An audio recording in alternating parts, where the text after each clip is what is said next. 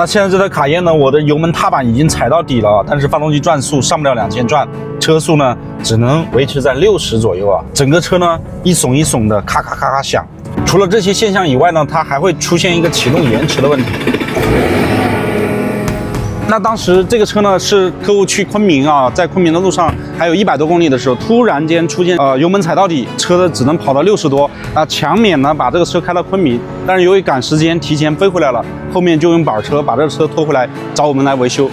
那我们现在一起检查一下这个车是什么原因引起的啊？好，我们现在用保时捷专用电脑进来看一下故障码啊，可以看到这个燃油压力传感器故障，还有油轨压力过低，它同时还有出现一个混合气过浓的问题。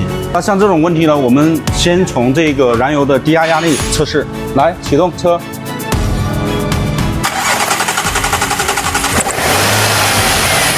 熄火。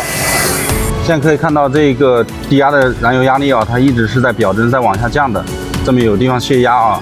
启动延迟呢，也是因为这个原因。我们考虑到这个系统内抱有一个混合气这个过浓的问题啊，打开机油盖来闻一下，发现有一股很浓的这个生的汽油味。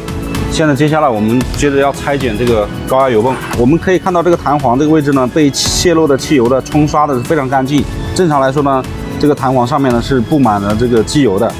同时闻起来呢，有一股很浓的这个生的汽油味。那这样长期的这种泄漏的汽油呢，就会跑到整个发动机的润滑系统里面，导致这个机油啊稀释。那如果长时间不管它呢，就会导致发动机拉缸拉瓦。那也就是说，这个车呢同时存在2个问题，第一个呢是低压油泵的泄压，第二个是高压油泵呢泄漏。那我们现在方案呢就是把低压油泵和高压油泵2个同时都更换掉，这个问题就搞定了。那我们现在启动一下。非常顺畅，来，我们现在就直线加速试一下啊！啊，现在就非常爽了啊！一脚油门下去，啊，这个推背感来了，很爽。